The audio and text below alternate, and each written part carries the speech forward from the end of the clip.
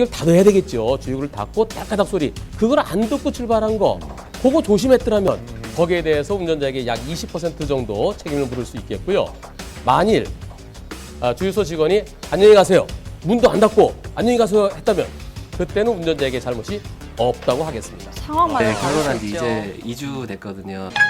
하루 24시간이 부족할 정도로 행복의 겨울 신혼부부에게 좋을 때입니다. 생각지도 못한 일이 생겼다고 하는데요. 왜 말의 마지막 공격이라 이제 점점 못 되면 못 야구 준비. 야구 얘기로 이야기의 꽃을 한국 피우며 시리즈 이동하던 때인가 순간 봐요. 제보자 차량 앞유리로 날아온 것은 뭐예요? 아이쿠 철판 쇳덩어리입니다. 눈 깜짝할 사이에 날아와 순식간에 앞유리를 덮치고 말았습니다. 놀라겠네요.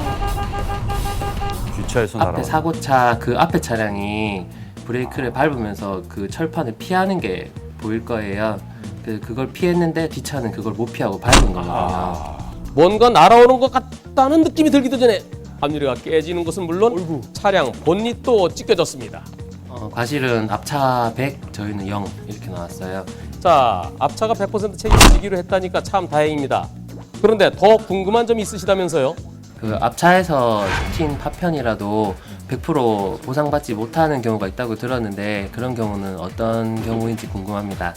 물 고인 곳을 갈 땐 물이 튀지 않도록 해야 되고요. 어떤 물건이 있으면은 그 물건을 밟지 말아야 되는, 밟으면 튈 수가 있잖아요. 그걸 피하지 못하고 밟아서 뒤로 튀게 해서 뒷차에게 피해를 줬으니까 앞차 운전자가 100% 책임을 져야 됩니다. 경우에 따라서는 100%가 아닌 때도 있죠. 앞차와 너무 가까이 갔으면, 즉 앞차와의 안전거리를 유지하지 못했다면은 뒷차에게도 약 한 20 내지 30% 정도 책임은 있습니다. 어제 안지환의 블랙박스로 본 세상에서 강아지 사건 기억나십니까? 고속도로에 강아지가 한 마리 들어온 바람에 차가 한 대 쓰고 뒤에 오던 차는 그 차를 피하다가 핑크로 돌면서 사고가 나는 예, 그런 그랬었죠. 사건이었는데요. 예. 과연 이때 누가 책임을 져야 될 것이냐? 아, 강아지한테 살펴보도록 책임 하죠. 물을 수도 없고요. 강아지 주인?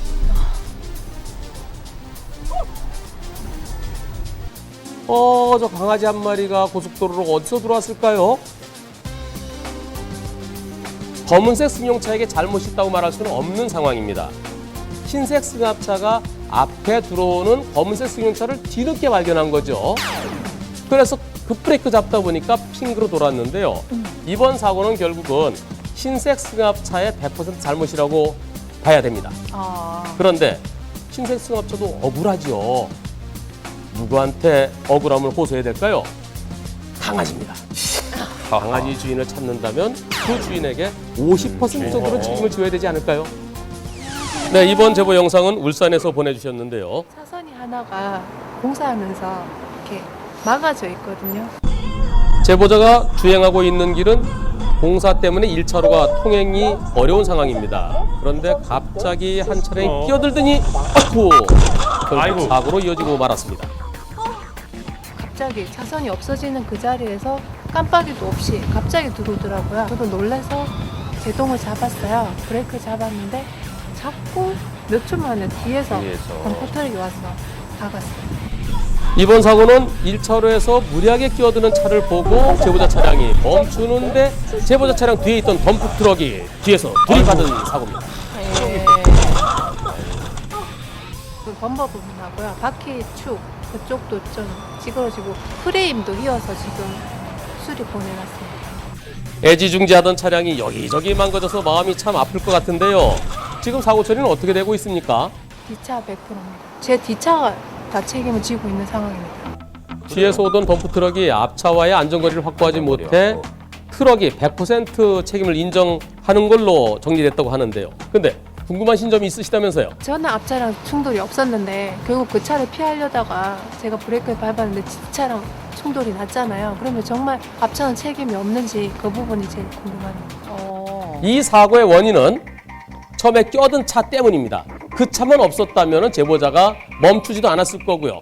덤프트럭이 뒤에서 들이받지도 않았을 거죠. 그렇죠. 이번 사고는 덤프트럭이 제보자 차량에 대해서 100% 손해배상을 해주고 그 다음에 끼어든 차에 대해서 당신 때문에 사고 난 거 아니냐 하면서 부상금을 청구할 수 있을 텐데요. 이 사고는 덤프트럭과 껴든 차의 과실은 껴든 차가 한 30% 정도는 책임져야 될 것 같습니다. 자, 제보자 차량이